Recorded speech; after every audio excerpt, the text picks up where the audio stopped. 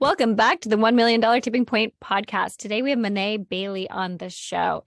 We are brought to you by the Tipping Jar of Wisdom, where as a subscriber, you get access to our exclusive content every Thursday straight to your inbox with actionable tasks from guests that will help you grow your business. So head over, connect with me on Instagram at Virtually Kiri or LinkedIn, Kiri Mohan, and sign up through my bio. Also, if you're looking to start or grow your business, be sure to sign up for my monthly biz growth workshops, also found in my Instagram bio. So Mané, hello, welcome. Hey there. Thank you so much for having me. Mané Bailey is an immigrant, entrepreneur, public speaker, and advocate for women in business. She's a business consultant and marketing strategist of 11 plus years turned agency owner.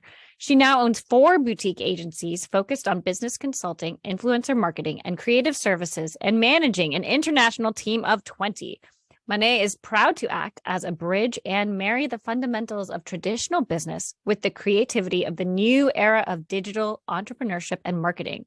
Born in Armenia and living in 5 countries, Mané has established herself as a multifaceted professional and has supported clients of various sizes across a multitude of industries in Europe, the Middle East, and North America. Mané's clients range from solopreneurs and service agencies to restaurants and hotels to e-commerce stores and big international corporations. Woo! Realize that it's really long. No, I got through it. It's good. No, but it's all important. And I don't know if you know this, you probably don't. Not many people do. I have actually gone to Armenia. Oh, really? You did? Yes. I know it's surprising because it's a very little place that not many people have been to. I went in high school. I sang. It was an anniversary for the Armenian genocide, and we had some girls with an Armenian nationality in our group, and their mom somehow had connections with the government. So we went to the what is it called? It's the stone. Yeah. It's basically the memorial site. Yeah. And we went there and we sang. But meanwhile, we went and sang at different government places as well. This was many years ago. But it was so rich in history. And I don't think many people know that, especially like biblical history too. There was a lot there on Jesus and his disciples, and just one of the most clear, if this even makes sense, most clear air I've ever smelled or whatever felt in my being was on an Armenian mountainside. It took us 2 hours to get there by bus. And it was this little chapel and there's candles all in it. I can't remember what it was called. I'm not sure where they took it because we have way too many of those. We have cathedrals and churches from, I want to say it's 6th century, 7th century. So I'm not sure where exactly you were because we have a lot of it. We're very proud to be the first country to accept Christianity as the main religion of the state religion for the country. It is a beautiful place. I love Armenia. That's one of the reasons why I went back. I opened a branch of my business in Armenia as well. So I never want to lose touch. It's a beautiful place. Tell us about your business, Ivy Entertains, and about the 4 boutique agencies and how it all ties together. So Ivy Entertains is an influencer marketing and talent booking agency. We mostly work in terms of the services that we provide to the brands. We work with, we help them with influencer activations, influencer campaign management. In terms of the services we provide to the influencers, we actually do management of influencers, helping them negotiate, navigate the conversations, being able to pitch themselves. And we also work with major live streaming platforms, including some names that I'm not going to mention because I'm not sure if I should. But we have over 200 live streamers active daily on different platforms, and we manage their performance on those on a regular basis. That's what Ivy Entertains does. We have Ivy Armenia, which is a branch of Ivy Entertains that is located in Armenia right now. We are the first specialized influencer marketing agency in the whole region.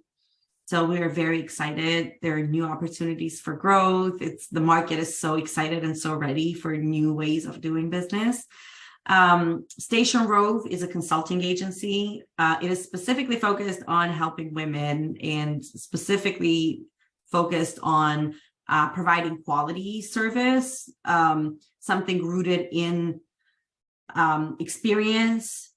And that's why it's so important for us to marry the traditional business model with the digital, because I feel like there's a very big gap between what the traditional business kind of stands and where the digital entrepreneurship promotes, the type of entrepreneurship that it promotes. And then Station Road also has a creative agency attached to it, where we do branding, website design, social media management, content creation, email, blog, SEO, anything in between. That is a lot. It is. And that's why I have a great team, because otherwise I will never be able to accomplish any of this. Now let's go back to like 101 on this. Okay. Most of my audience knows what an influencer is, but my mom, who listens to this show, might not. So explain to us, what is an influencer? And then what is your threshold for maybe accepting them, if you have one, if you have a threshold of accepting them into your company to help? So I would say that the content creator, we all are content creators and we all are influencers. I know this sounds cheesy, but that is just what it is. A lot of brands currently are not looking to expand their reach through multi-million followings on social media. They're looking for a user-generated content. So they're looking for a more human response to their own content. So the influencers pretty much are people who use social media to create content and gain following and support their communities, whatever those communities are looking for. The way that we work with them, we help them with brand partnership. Let's say you are a marketing strategist, somebody that is speaking on Instagram about their career, giving advice and whatnot.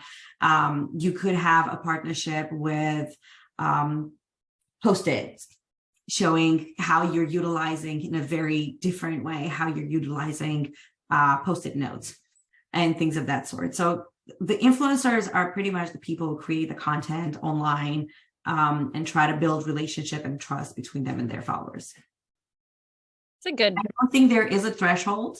That's what I was going to say. There is no threshold, because nowadays the industry itself is quite new, and we're going from focusing only on the number of followers to focusing on the content and the trust that we have with the audience.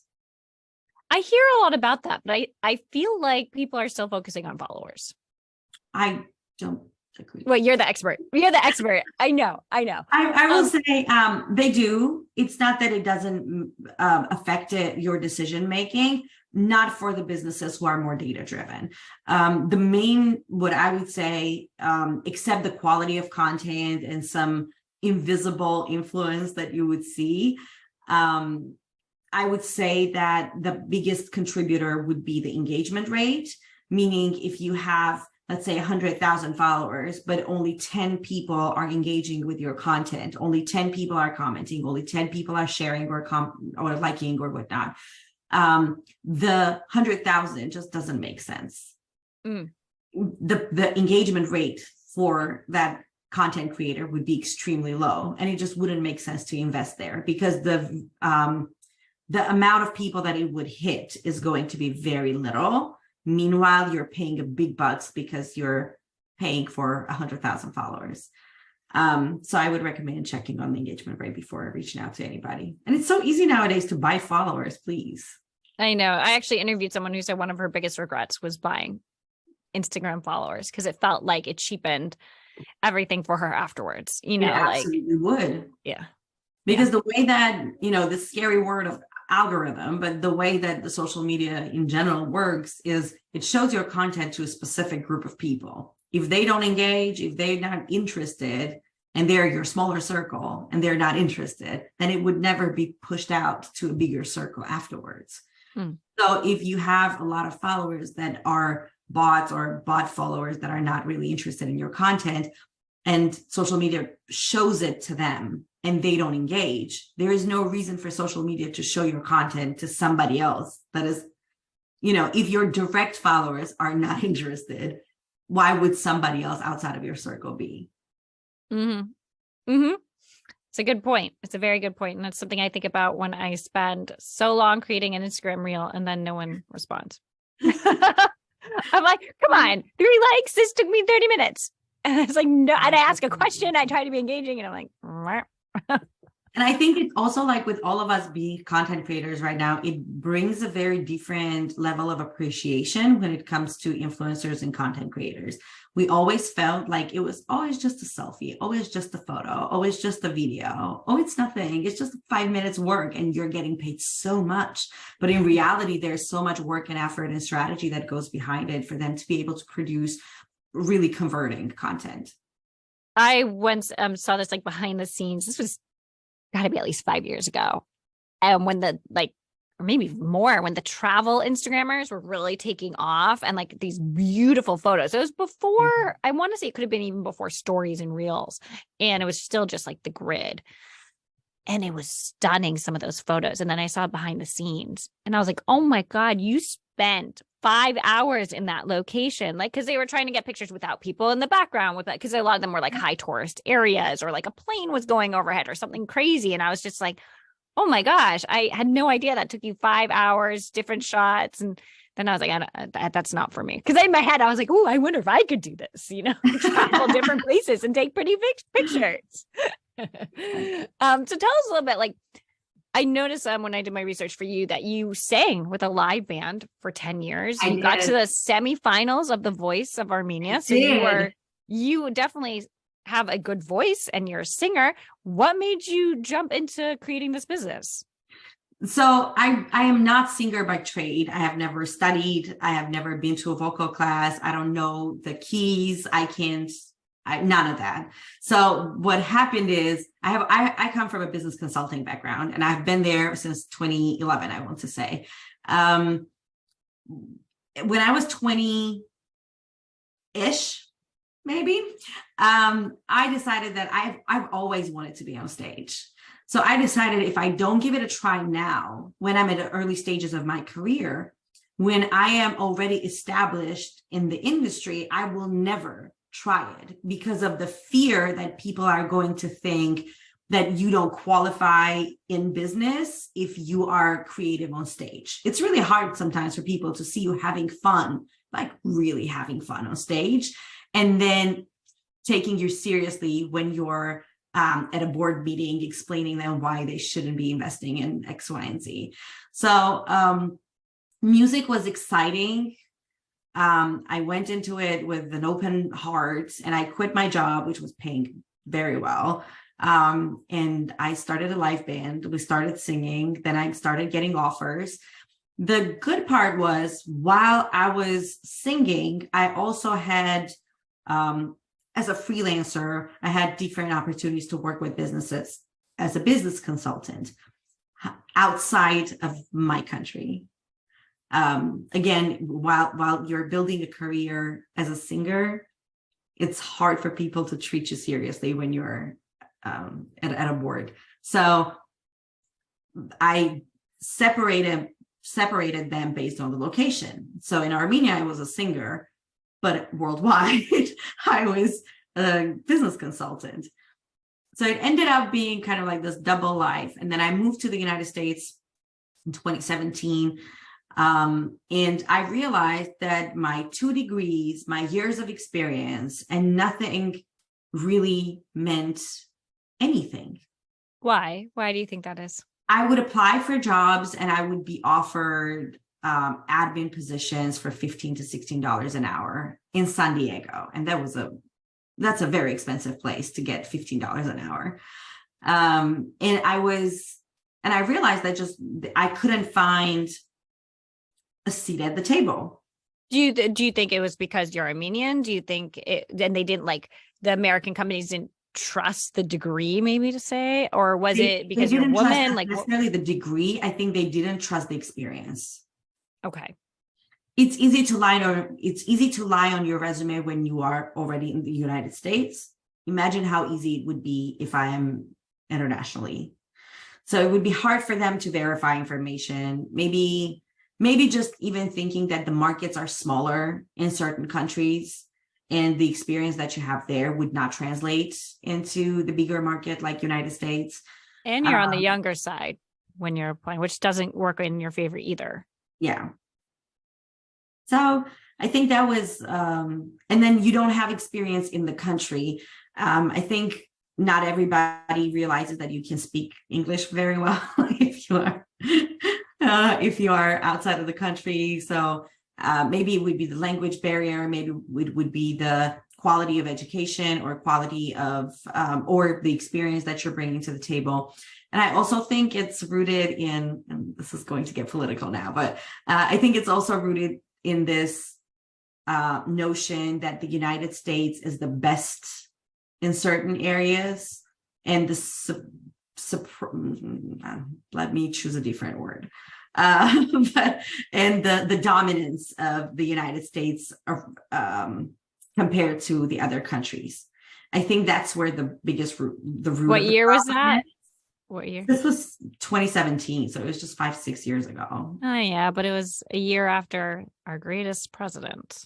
Oh yes, it was. I know. I try not to get political either, but it is my podcast, so I don't. I'm just thinking, I understand that if you're taught constantly that this is the greatest country in the world, it would be, and that every single immigrant is out there to get you, and everybody's lined out the door to come in to the country because this is the place of opportunity. It will be very hard for people to appreciate the experience that you had in other places. And it's just so crazy to me is that so both my parents are immigrants, and they have done well here. My dad runs his own business, has run his own business for many, many years. But it's like that our foundation of America was built on immigrants. Not that we've always treated immigrants kindly, but we have always tried to make this place from the very beginning. In the beginning, it was religious persecution. Like, we wanted people to have the freedom of religion. And then it turned into we want to open our arms to everyone who's feeling persecuted or needs to come to a place and find freedom in America. Yeah. And somehow that's kind of disappeared from the narrative of our political structure in this country, which is sad, coming from two immigrants, Yeah. And the world is evolving. I mean, we're going to shift and go into different directions. So I'm not holding it against it. Don't get me wrong. I love it here. I think that the economic opportunities that the country is able to offer are incredible. But it just seemed at that time that it would be it was very hard for me to find a job. Meanwhile, I had all this experience behind me. And I was the person who was on the phone trying to get you to do mystery shopping. It was just a very weird place. So what I did was I started my own firm. I started my own influencer agency, and it was a great experience. What made you decide to do influencers specifically? It wasn't the influencer necessarily, it was live streaming. Okay. So when I moved here, there was a period of time, people don't realize with immigration, there's a period of time that you need to wait until you get your employment permit, blah, blah, blah, blah, blah. So you're not really technically allowed to work here. So when I wasn't allowed to work in any United States company, I had an app from Singapore, right, reached out for me to sing online on their platform. And I would sing 40 hours a month, and they would pay me $800 a month. So that was just me trying to, do something while I couldn't do anything else. So when I got my employment permit, I reached out to them and I said, listen, I have an agency here in California, which I didn't, by the way, at all. And I said, I have this agency here and I have so many connections with different performers. Would you be interested in partnering it up and maybe bringing more people on board? And they were like, yes, absolutely. We would love to bring on at least 50 people by the end of next month. Oh, wow. Yeah. So you're like, I better get my act together. I'm going to send you the contract next week. I'm sorry, I'm so swamped this week. I'm going to send you the contract next week. And they were like, yeah, sure, no problem. So I ran out. I created the LLC. I did all the paperwork. I found some weird templates of contracts online. I realized it's just really not going to work with those kind of, so I had to hire a lawyer. and to create my first contract. And I sent it to them. They signed it, and they have been my client ever since. And they're the biggest client that I have. Amazing. And we've been together for over 5 years now.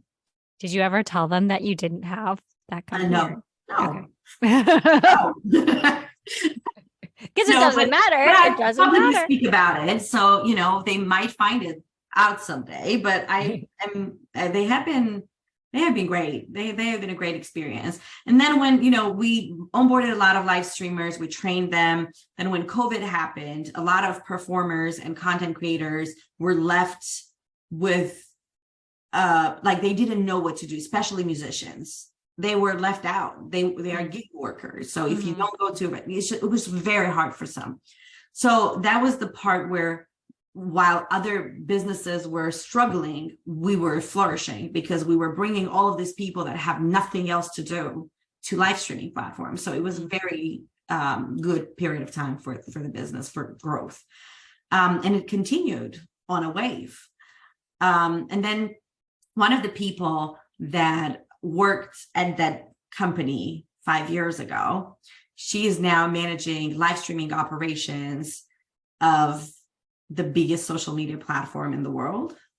I think they're the biggest, at least the most popular one, I guess.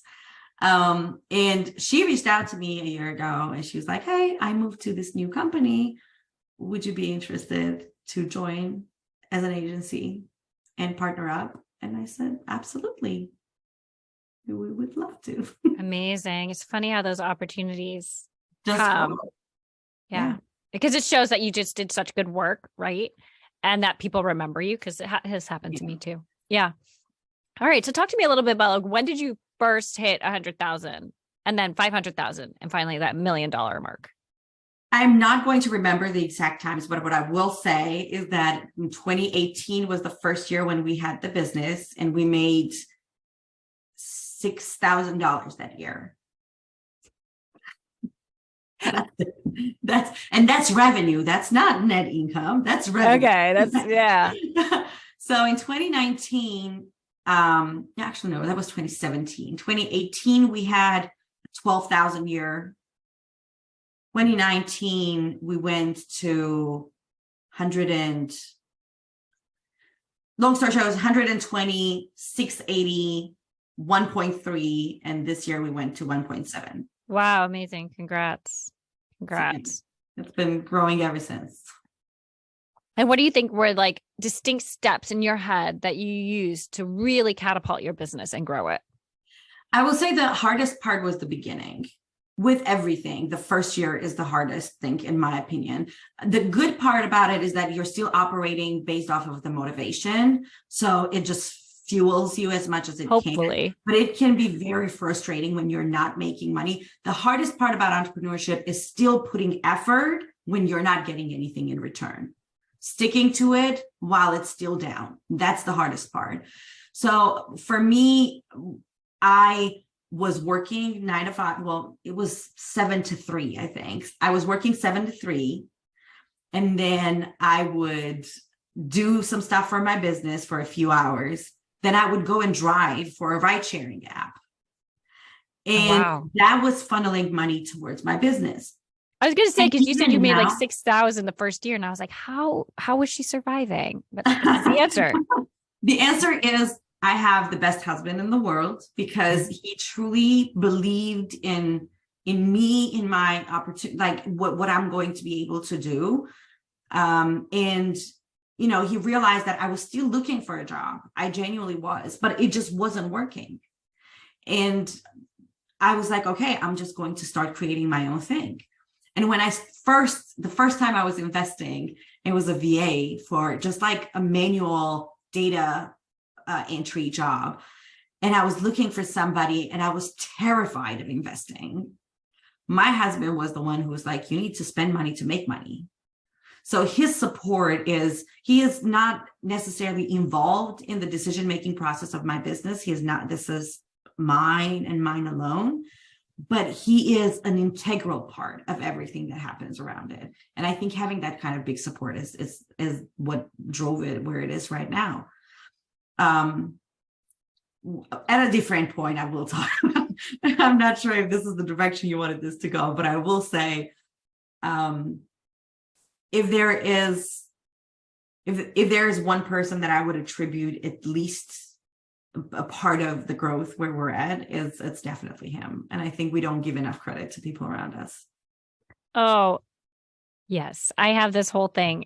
I want to actually post on LinkedIn. I asked my husband if I was like, can I post this on LinkedIn? He's like, yes. So I'm planning to do it this week or next. But I was thinking about like how he supports me. And it's not just like, you're going to do this, you're going to make it, you're going to do great. It's not just that.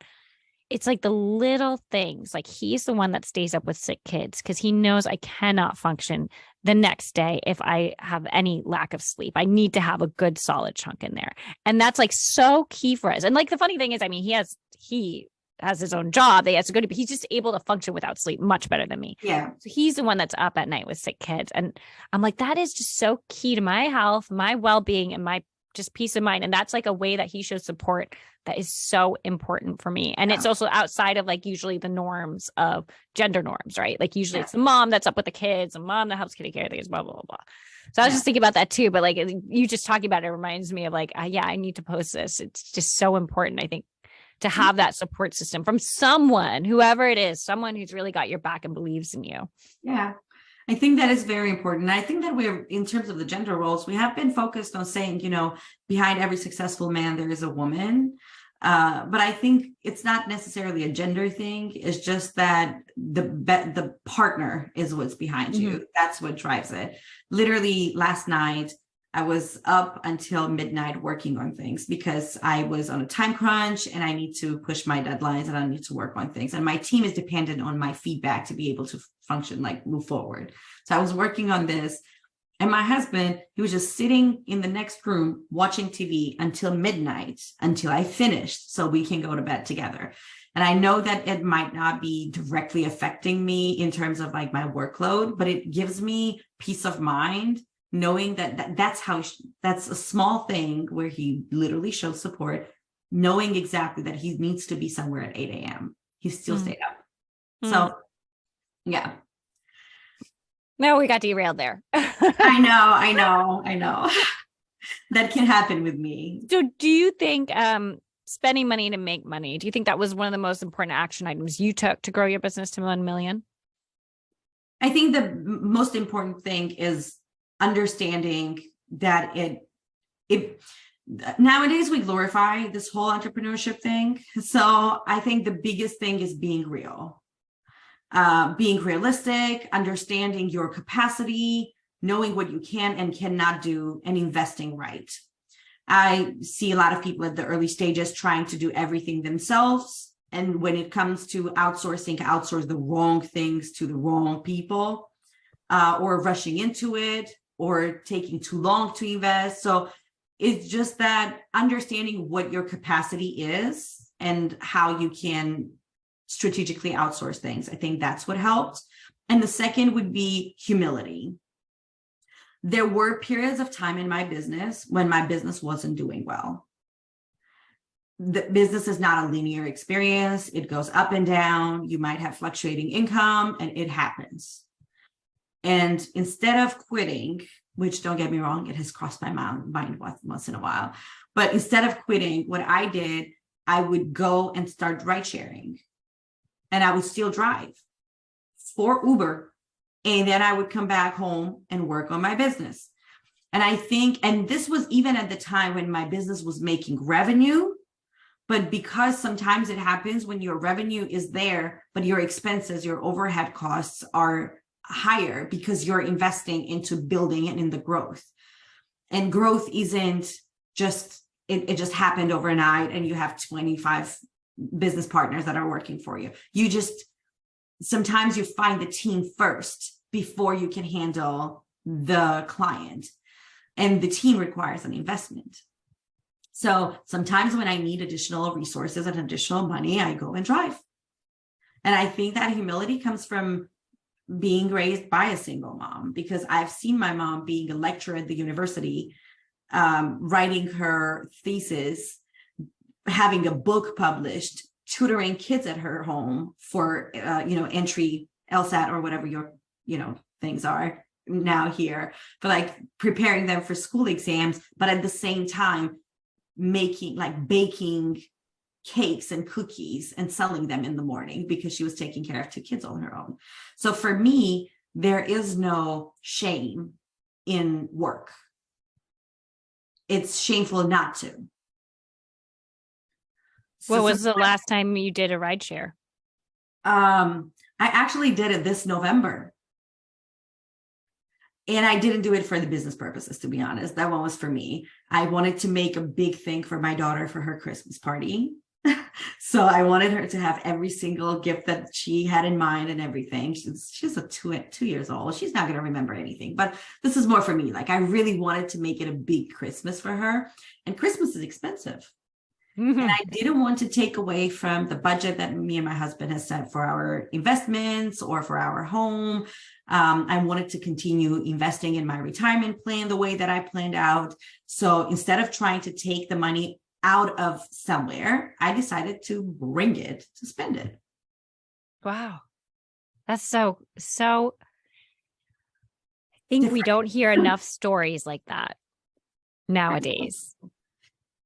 We are so fixated that the success has to look a certain way. That a successful woman has to wear millions of hats, millions of shoes, that we need to walk in a certain way, we need to dress a certain way, we need to speak a certain way, that if you're a high achiever, that means you need to wake up at 5 a.m. and like be done with your work by 9. And there are people that function that well. I can't. I think that we're finally getting it into a stage of humanizing entrepreneurship and being more transparent about things. I have a client with my consulting business, and she was so burnt out by content creation. She was just like, and I'm creating 30 reels, like every day there's a reel, every day there's a reel. And I'm just so tired. And I was saying, the strategy can be very different for different people. I know people who bring carousels and they never do reels and they still grow on social media.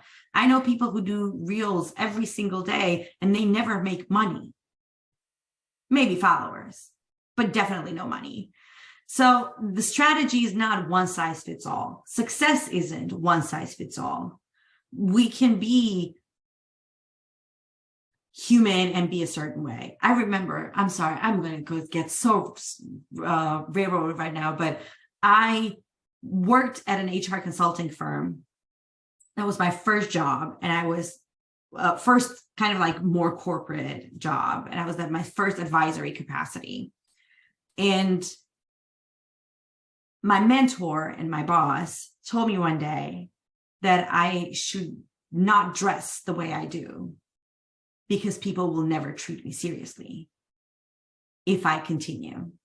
So she was trying to teach me to dress a certain way to make people perceive me as competent. I shouldn't be shocked, because I actually, when I used to go into interviews, I used to have very blonde hair, much blonder than it is now. I would wear glasses, because glasses make you look more competent and smarter, quote unquote. I didn't trust myself. And it bothers me when I look back and I think about that. I thought I was being smart about it, and I was laughing about it. Like, haha, I put on glasses when I go to an interview to make myself look smart. Like, and now I'm like, oh my God, like that really angers me that I did that. I felt like I had to do that in order to get a job. Yeah.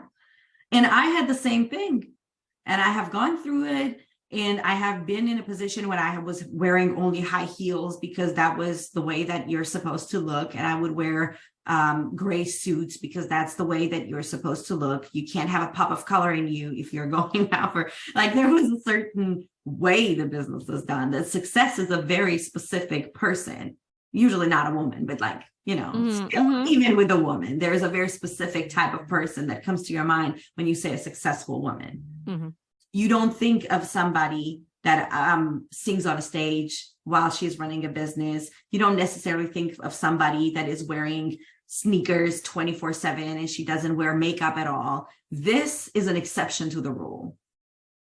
this is the most makeup that I have worn maybe in like the past 3 months for a special occasion. And that's you. But I'm just saying, like, there's a very certain expectation of us, of how success needs to look like.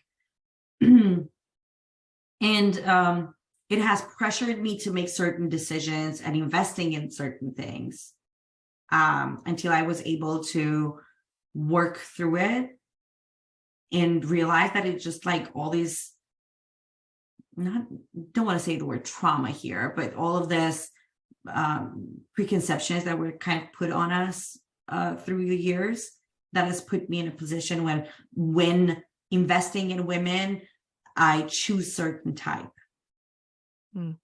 Where even when I speak about myself, there's certain things I like to highlight. And I think it's all the like things that we bring from our childhood into this.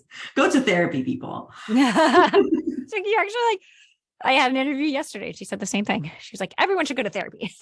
Everyone should. So you talk a lot about investing. What do you think is your best investment and your worst investment you've made? My best investment is the people. That's absolutely the best one. I had an executive assistant that I absolutely loved. She unfortunately left me, but she has been probably one of the best investments in terms of the team. She was new, she was still at college, and it was just it was such an incredible experience, learning from her, teaching her, and like adjusting to each other. And it was great. And now the person who's managing Ivy Armenia, she is the best investment. It's just the team, because you always rely on them in continuing whatever you have built. And we're nothing without them. You can't grow without them. So the appreciation is very different. I think very lacking in corporate as well. And the second investment that I have made that I think is good is in me. I think we feel sometimes that if we want to be perceived as successful, we cannot admit that there are certain places where we lack knowledge, or we lack education, or we lack experience. So I recently invested, I think it was a month ago, in another degree. And I'm starting a whole new degree because I felt like, it would benefit me in my business. So that would be the best investment as well. What are you getting a degree in? Digital marketing. And what was your original degree? I have public administration and I have organizational psychology. Okay. What was your worst investment? A coach. Really? That's, I think no, it's not the first. I've heard some people say they've signed up for like a mastermind or coach that just did not match well. The biggest one was the coach. And the second one would be, I have worst, not in terms of the amount of money, but the worst in terms of something that I've never used. It's business cards. When I just started my business, I ordered business cards, a lot of them. I still have tons, like with my old logo and everything. Here. Yeah. Old information, wrong email address, like all that stuff, but it's just still here. And I've never used them. With that, and this is not an advertising, but I have been in love with this. My husband gave me a gift for, I don't know what it's for. He just gave me a gift. It's a digital, not digital, but it's a card. It's a business card, but you put it, it looks like a credit card. You tap on it and it allows you to save my contact information on your phone. Ooh. Or go to my Instagram, or go to my web page, or to read my bio and have a look at my media kit. It just allows you a bunch of different things. So that was a really What's fun. It called? That sounds really cool. Called Ovu. Oh. Ovu. It's a one-time, I think I want to say $80 fee for the customized thing. And then you don't give it to anybody because people lose it. It doesn't matter. You just tap on it and that's all you need to do. Oh my gosh, I'm going to look into that. That sounds really, really cool. Good. I was at the conference this October and I had it in my badge and I would just like tap my badge on people's phones. I was like, let's connect. And then it would stay open on their Safari or whatever web browser they were using. So even if they went home, it was open so they could still do the job and And did people contact you from it? Did you get success from it? Yes, okay. I did. Nice. I got maybe 25 different people that have added me in there, and I have at least 10 that shared their information with me through the Olu as well. Oh, very cool. Yeah. Very cool. It was a very good experience. What are some of the biggest mistakes you think you've made while growing your business, and what did you learn from it?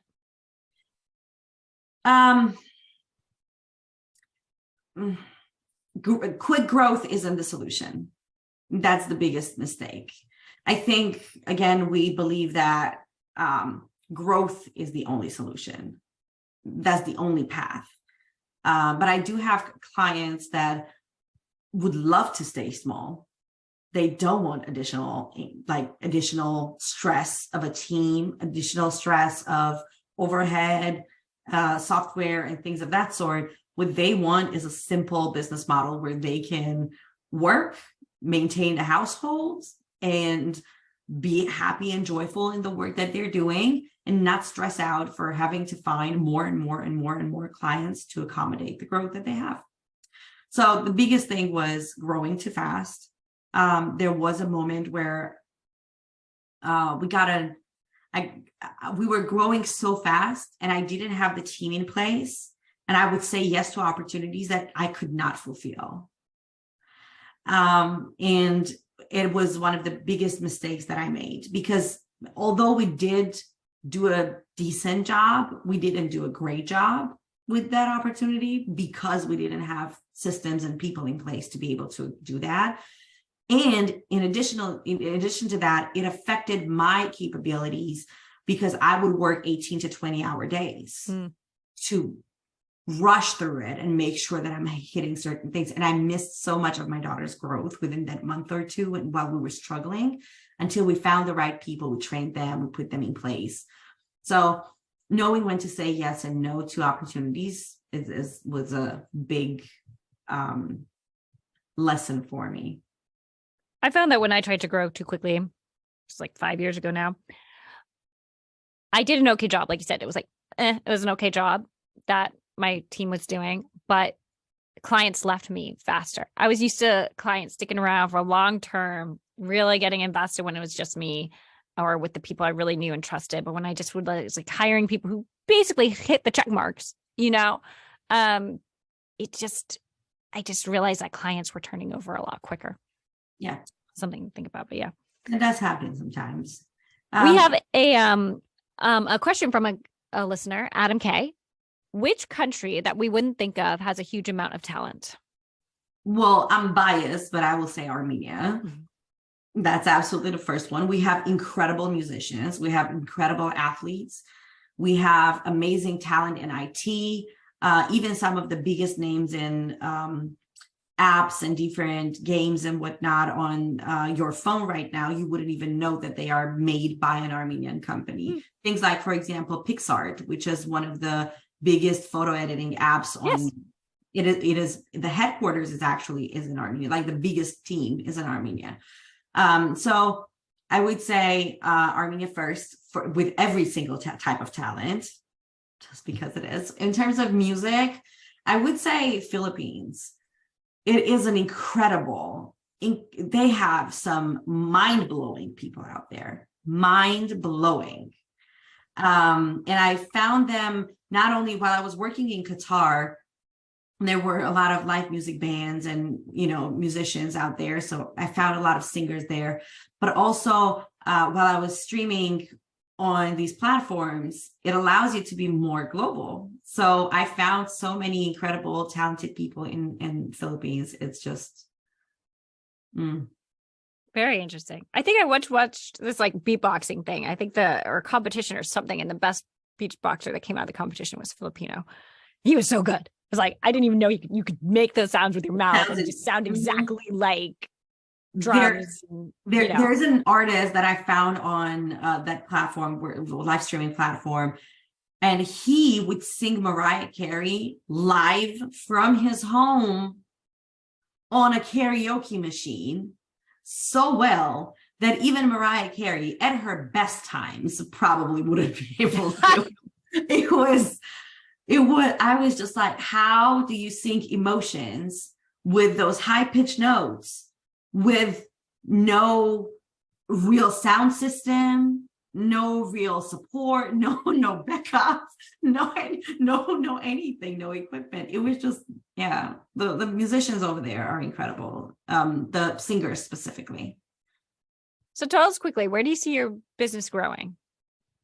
Well, Ivy Entertains will focus.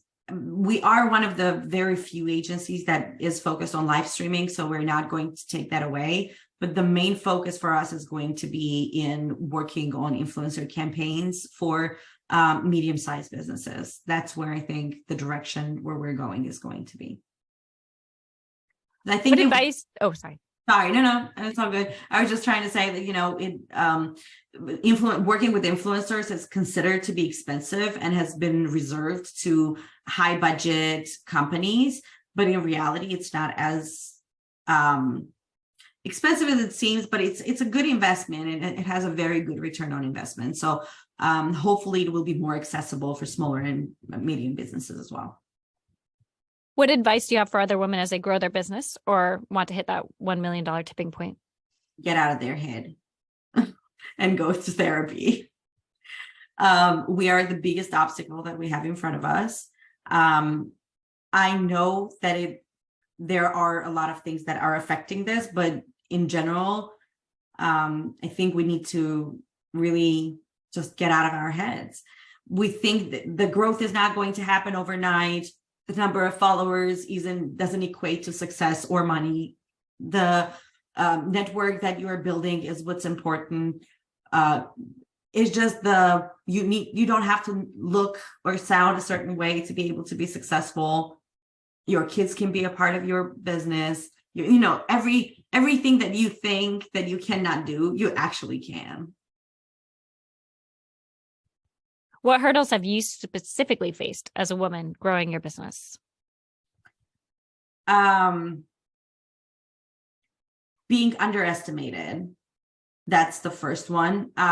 It comes also from being an immigrant, not just the woman, but just as being an immigrant, a lot of people don't appreciate the experience that you bring to the table. But as a woman, I think as well, it just, especially when you're young, especially if you had a career in music or anything creative, people think that the experience that you bring they just don't treat you seriously.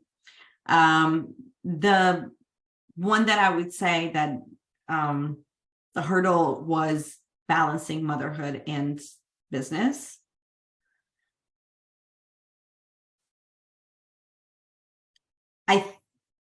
We need the notion that we can do everything without sacrificing anything is ridiculous. I don't think we can do everything at once without having to sacrifice on something. And recognizing what you're willing to sacrifice on was a big challenge for me. I was in labor and I was on a call with my client in Singapore. Oh my God. While I was, and that was a huge tipping point for me to recognize where my limitations are going to be and where I am not going to compromise on, things I'm not going to compromise on. I had a friend she'd given birth 4 hours prior. She was a client too, but also a friend. She gave birth 4 hours prior, was working in her hospital bed. And I was like, honey, but why? Like, what's the point? But she was just like that. She was just geared to always worry that like this client was going to leave her as her biggest client. She was just so nervous. She didn't even tell them that she was pregnant. She said she was just taking a 2-week vacation. when she gave Oh, birth. And then she was still no. working in the hospital. But yeah, I know that that kind of stuff like is like, I want that to go away in our society. Like birth and like your child is such an important part of your life. You shouldn't be so worried about a client. Like, and they would have probably respected her and been totally fine with it. And yet, but in her head, she couldn't get out of her head. It is the biggest thing for us because again, we were taught very specifically what our role in the society, in business, or in a house should be. We were told that you cannot, like, if the woman is giving birth, a lot of businesses don't even hire them if they're pregnant because of the fear of having to pay for a maternity leave. We have people not funding women-owned businesses. Even there is a study that shows that VCs ask completely different questions to women in business compared to men in business. While they asked a man, you know, what is the data to support this, blah, blah, blah. With women, they would say, how do you feel this is going to affect your business? The questions are incredibly different because we treat women differently. And the funding that we give is different. The opportunities for growth, especially in certain industries, is very limited right now. Now we are going forward and we are breaking the ceiling, and there is an incredible amount of transformation that has happened in the workspace in general. We're treating people more like humans than the robots. There is a certain, I'm not a firm believer of like energies, but just like the way that men have been doing it is changing into how we as a society will be doing it moving forward. So it brings us to the conversation. So I think there will be a lot of change, but we are the ones to stop us. I thought that being a mom and being a business owner have to be so incredibly separate. People should not see or hear my daughter ever. And it wouldn't happen. I had moments when, and she's at the daycare, so we're good. But we had her come in the middle of an incredibly important conversations and negotiations and just say, Mommy, look what I made. And that was absolutely fine for me. The way that I'm trying to build my business is not only around me, but for my team and for my clients, is to have that. There is never going to be balance, but at least to have that kind of human element that comes to workplace, because you can't leave your personality, your work, your mood, your everything out the door and just come into work like you don't feel like you are not a part of something different. It's so true. We need to change so much. And I see changes. Like you say, I see them too. I see a little bit of change, but it's not happening fast enough for me. We're changing a lot in the workplace with us as well. For example, women in my team have during their menstrual cycle, they can take off with no explanation needed. Like we know where our cycles are. We know when.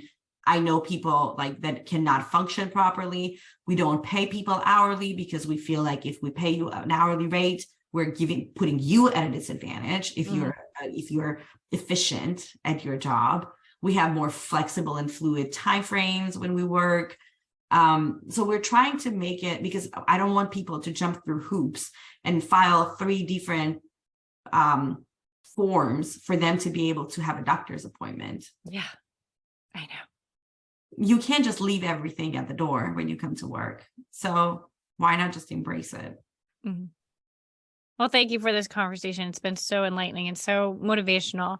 Where can we find you? Please share your website, your social media links, anything. Well, my personal page is on Instagram. You can find me at Ask Mané Bailey, or as Mané Bailey Sargsyan, which is my Armenian last name that nobody can ever pronounce, which you can find me on LinkedIn. In terms of the businesses, station.rove is where you can find my consulting and creative business, and IVY Entertains is where you can find my influencer marketing agency. Thanks. We'll put all of this in the show notes. Now, what is one philosophy, mantra, or quote that you try to run your business by? People come first. Yes. And when I say people, I mean not only the team, but also the clients. Your biggest marketing asset is the people. The word of mouth has always been, there, because one good feedback might not change much, but one bad one will change everything. So people in all aspects, be that with your clients, be there with your team. Even random people. I've had people like recommend my work to others, just, barely knowing me, just having heard of me or just having a good experience talking to me. Yeah. And it's not just them recommending, it's just them also, if I have a team member that left us, but we still keep in touch. We still celebrate each other wins. We still, we are excited for the opportunities that each one of us is experiencing. So I feel like if you put people first, things around you just change. The business can change, the model can change, services can change, all of it can change. But if the right people are around you, your spouse, taking care of your kid when they're sick, just to support you through your business, everything matters. And it's always people. Well, thank you. Thank you so much for this conversation. Thank you for having me. It was a very good one.